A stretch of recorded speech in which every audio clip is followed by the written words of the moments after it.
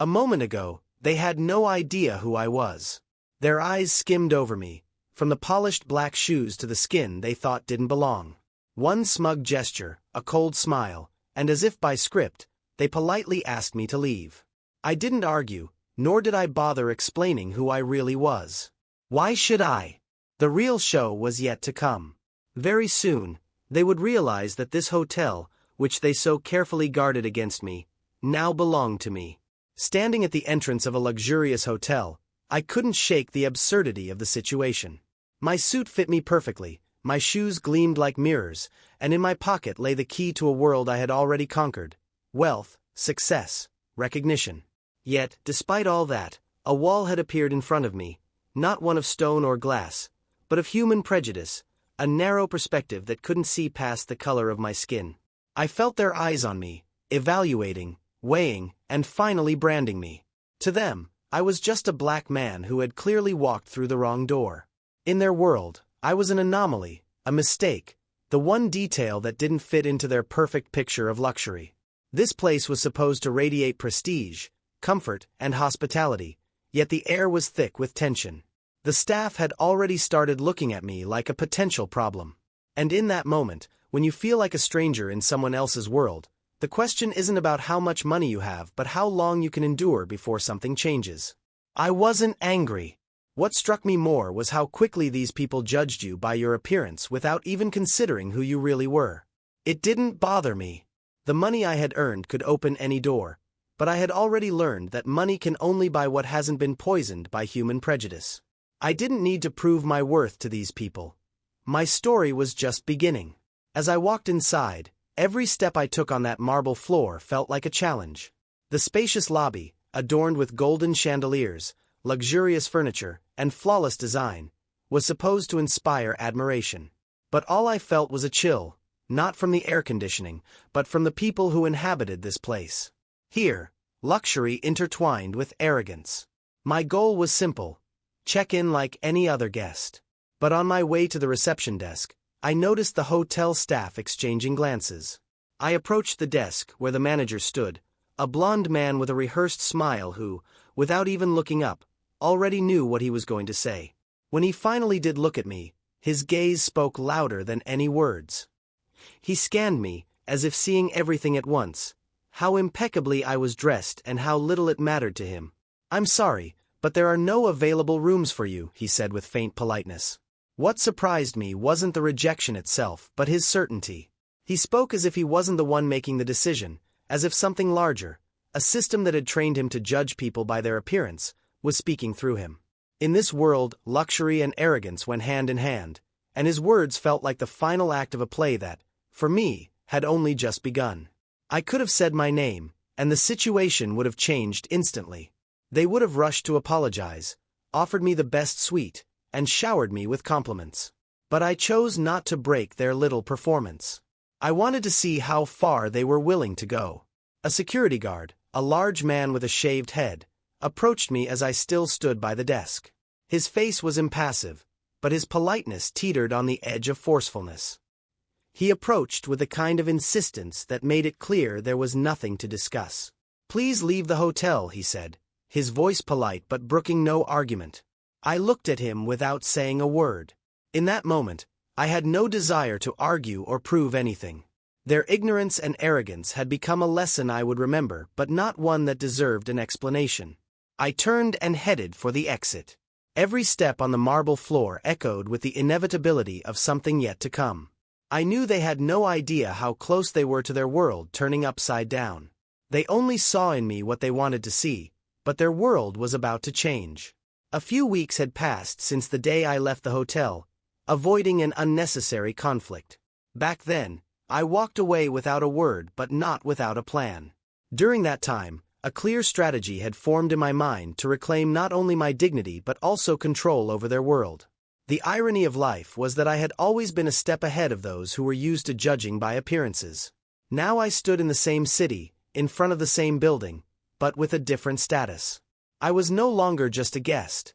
I was the new owner. As I made my way to the lawyers to sign the purchase documents, I felt a mixture of emotions. Not anger, as I had long since learned not to waste energy on that, but rather anticipation. This was the moment when insults turned into strength, when humiliation transformed into an opportunity for power. I wasn't planning to seek revenge through petty pranks or childish antics. No, my goal was more complex: to make them dismantle their own illusions. Their pride would be their undoing. Sitting in the lawyer's office, I couldn't help but smirk as I looked at the papers confirming my ownership of the hotel. The hotel was now mine, and this was only the first step. After signing the documents, I arrived at the hotel with a new objective: to begin my observation. The entire staff continued working, unaware that their world was about to change. To them, I remained invisible. My name had yet to be mentioned in the boardroom, which gave me the freedom to observe them in their natural habitat. The meeting with the hotel's general manager went as expected: formal. He was a confident, somewhat arrogant man who likely believed he had everything under control. "Our staff is stable and professional," he said with a hint of pride in his voice. "We haven't had to let anyone go in a long time, and our turnover rate is minimal." I nodded, maintaining a calm expression, but inside my certainty was growing. Their world was teetering on the edge of disaster, and they had no idea. I studied each of them: the very same blonde manager who had denied me a room, the security guard who had escorted me out the door. All of these people went about their lives blissfully unaware of the chasm opening beneath them. As I descended the stairs after the meeting, I paused for a moment, reflecting.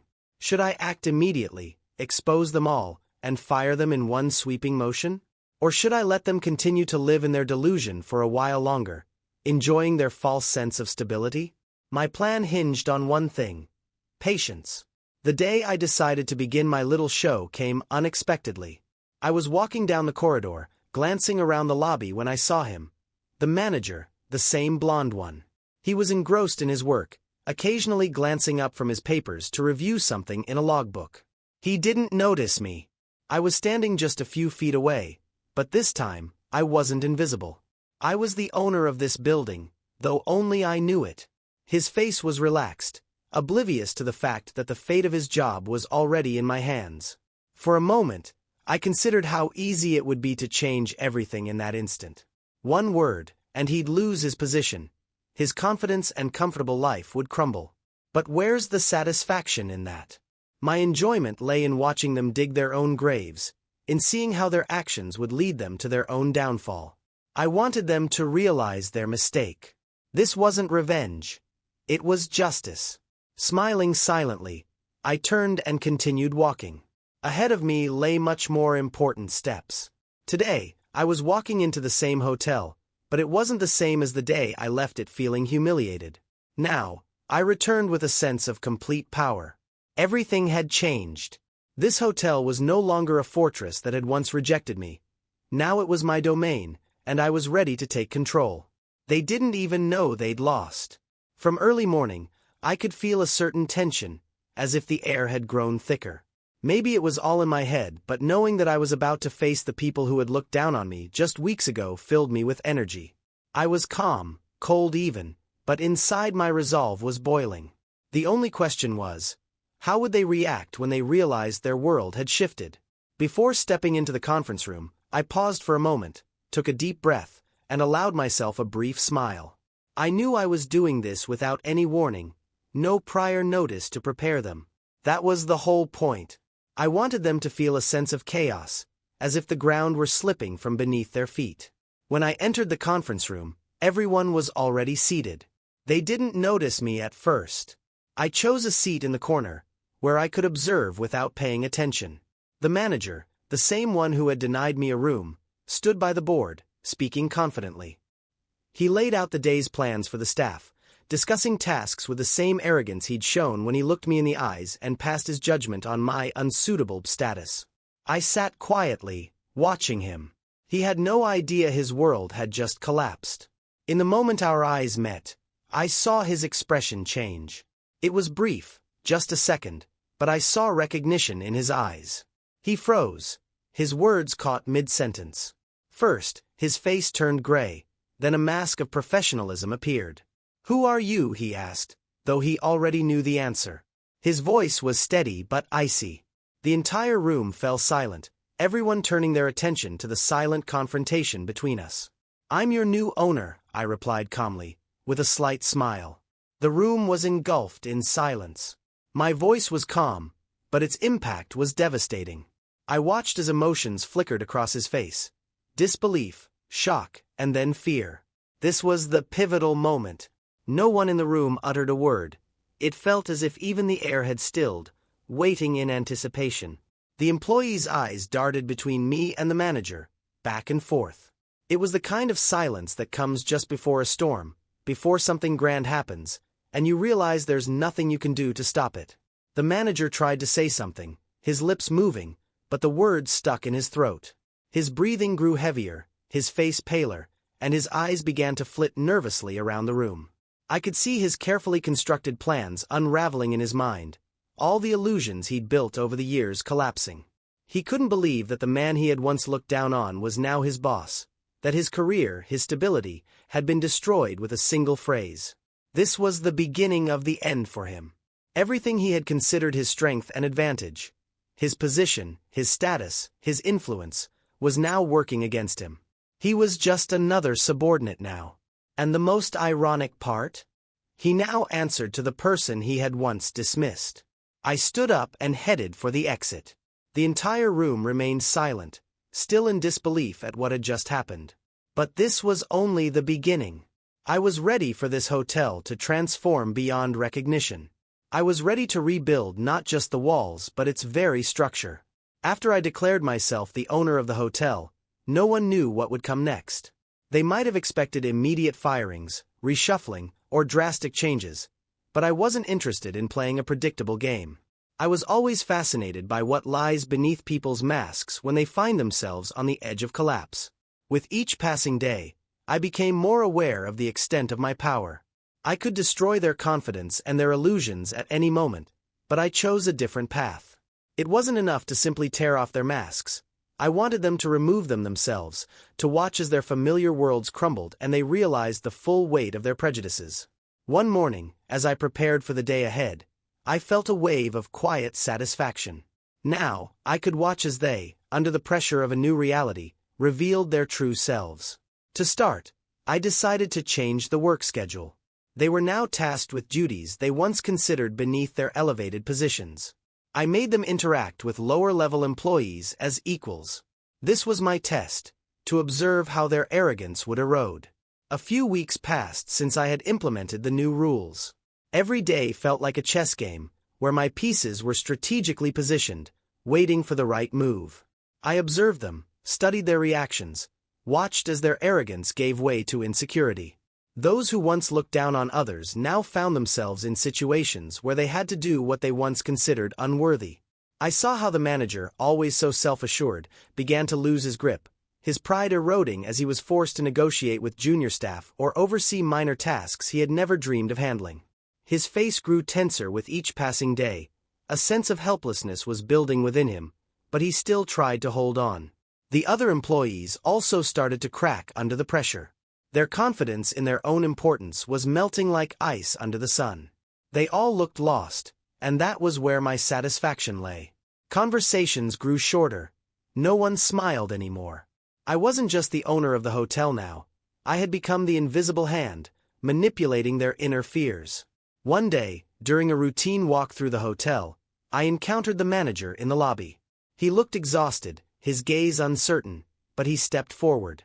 "We need to talk," his voice trembled, despite his attempt to maintain composure.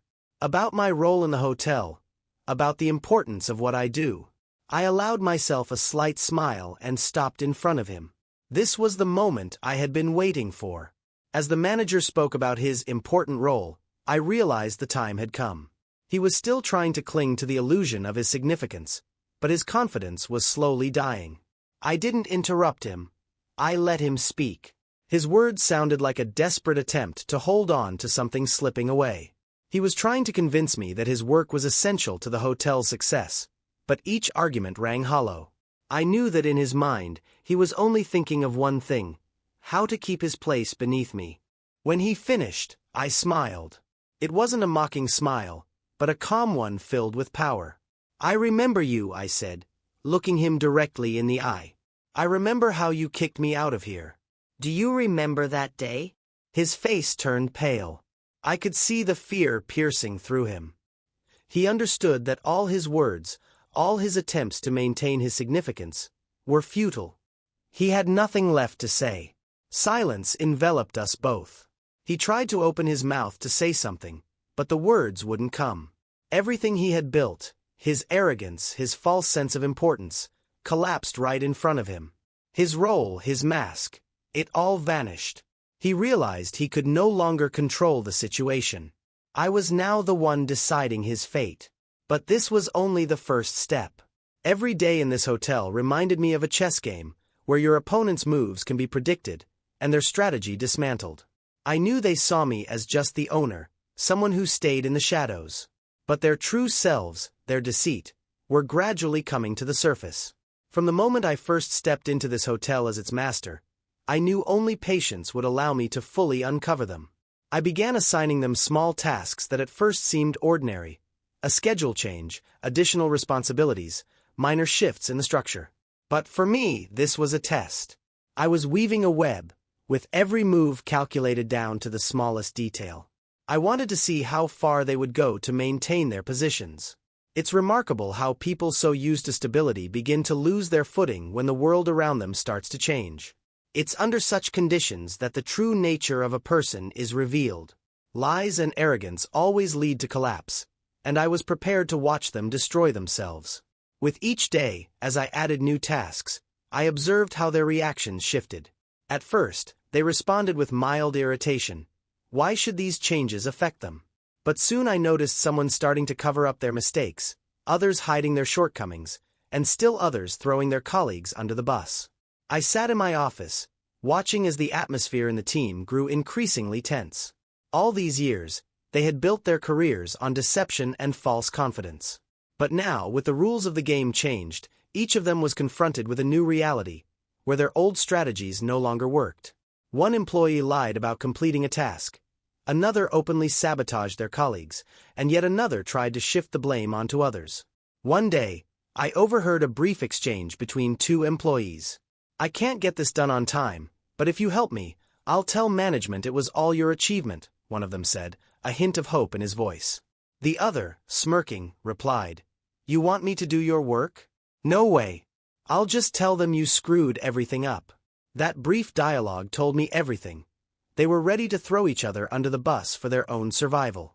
It was the moment their masks began to fall, and each revealed their true nature.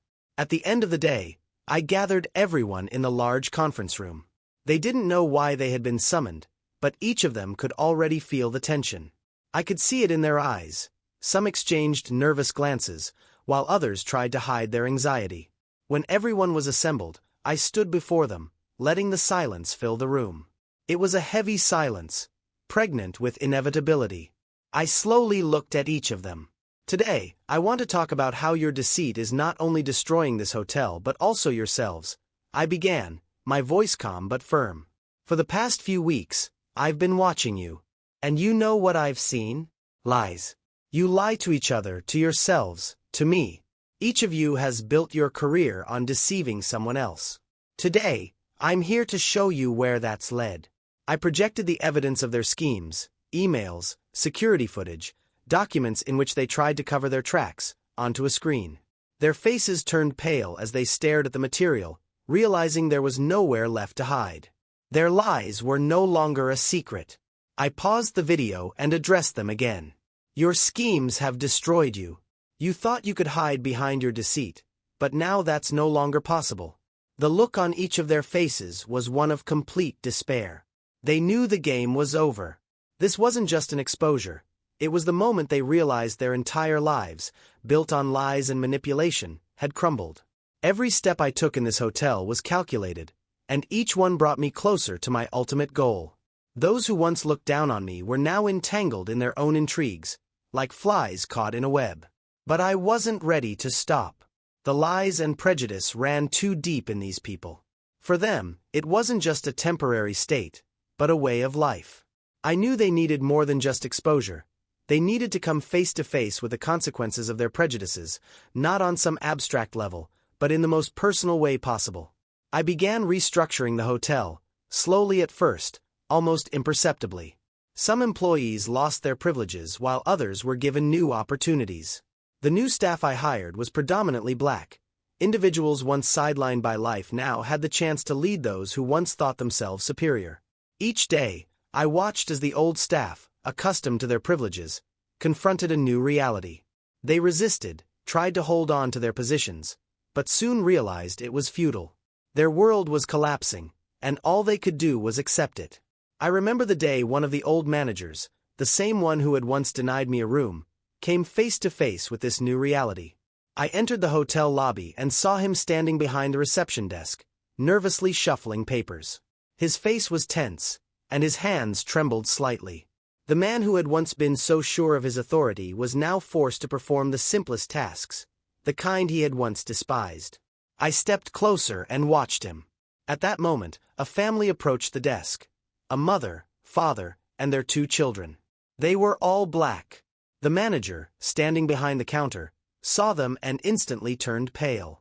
It wasn't just recognition, it was fear. He realized that now, he had to serve those he once rejected, those he had considered beneath him. "Good afternoon," he began, but his voice was weak and shaky. The man from the family nodded politely and said, "We've booked a room for a week. We'd like to check in." The manager awkwardly nodded and began the check-in process, trying to conceal his internal turmoil. His hands moved slowly over the computer keys, and his face showed complete defeat. I could see him shuddering at what was happening. The man who had once looked down on me was now forced to humble himself before those he had once scorned. I silently observed, not intervening. This was the moment I had been waiting for. I saw his prejudices breaking down, his pride being shattered by reality. When the check-in was complete and the family had walked away, I approached the manager. He didn't even look at me. His gaze was fixed on the floor as if he wanted to disappear, to dissolve in this situation that was dismantling everything he thought he knew about himself and his world. "How does it feel?" I asked quietly. He didn't answer right away. I could see his shoulders slumping, his face pale as if he had lost all strength. "It's just a job," he mumbled, trying to hide the despair in his voice. But I didn't let him escape the truth. "You denied me a room once. Today, you served those you despised. How did that feel?" He finally lifted his eyes to meet mine, filled with fear and humiliation. It wasn't just fear of his new boss, it was the realization of his own insignificance, the collapse of all his prejudices and pride. His voice faltered, unsure of what to say. He understood that all his past actions and beliefs had led him to this moment. Now, there was no escape except to accept it. I didn't say another word. I simply nodded and walked away, giving him time to process what had just happened. This wasn't the end, but it was a pivotal moment. He had realized that the old order would never return. I knew everything was coming to an end. Each of the employees who had once been so sure of their superiority had already faced their own trials. I watched as their worlds collapsed, as their lies and prejudices slowly consumed them from within. But this wasn't just about revenge. It was a process of cleansing. They needed more than just to realize their mistakes. They needed to feel their old world slip away beneath their feet. Today was an important day. I had decided to gather everyone in one place, the very people who had once discriminated against me, who had thought themselves better based on false stereotypes. But now, their status had changed. I gave them a final choice. They could leave with compensation and forget this chapter of their lives, or they could stay and continue working but under entirely different rules. I knew many of them wouldn't withstand the pressure, but that didn't concern me. Those who remained would have to undergo complete transformation. My emotions were mixed in that moment. It wasn't a feeling of triumph or vengeance, it was more a sense of closure, as if I was finally closing a chapter of my life. Everything that had happened here wasn't just a personal vendetta, but a lesson, one I had to teach not only to them but also to myself. I stood in the conference room, looking at those who had once been the embodiment of discrimination and prejudice in this hotel.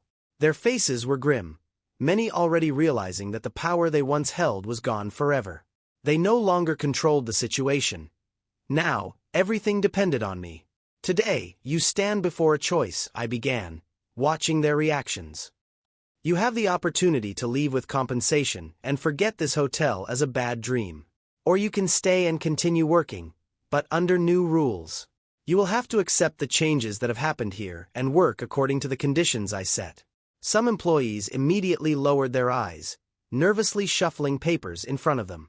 These were the ones who knew they couldn't survive in this new order. They had already decided to leave. Others, those with nothing left to lose, looked at me with uncertainty but also understanding. They knew their options were limited. Those of you who choose to leave will receive generous compensation. But know this: if you stay, you will have to change everything. Your attitude, your work ethic, and your worldview. One of the old managers, the same one who had once refused me service, raised his hand. His face reflected a mix of fear and desperation. "And what happens to us if we leave?" he asked, barely concealing the tremor in his voice. I looked him directly in the eye and replied calmly, "You'll start over without your former privileges, but with a chance to rethink your life." His face darkened. He understood that his old life had been built on lies and arrogance, and now he would have to face a new reality. Finally, the last day of their work arrived. Some employees had already packed their belongings and left the hotel. They couldn't handle the changes and didn't want to accept the new order. Those who remained were beginning to adapt to a reality where they no longer had a false sense of superiority. I walked into the hotel lobby and saw the manager standing near the exit. His shoulders slumped, and he looked broken. This was the same man who had once refused me a room without even bothering to find out who I was. Now, he stood before me, fully aware that everything had changed. I approached him and stopped beside him. He didn't look at me. His gaze was fixed on the floor. "You didn't even try to know who I was," I said, my voice quiet but firm. He sighed deeply and finally met my gaze. "I was wrong," he admitted. "I thought I could judge people based on my prejudices, but I see now how wrong I was." I simply nodded. It was enough for me. He had finally realized the error of his ways. With those words, I left him and exited the hotel. The story was over.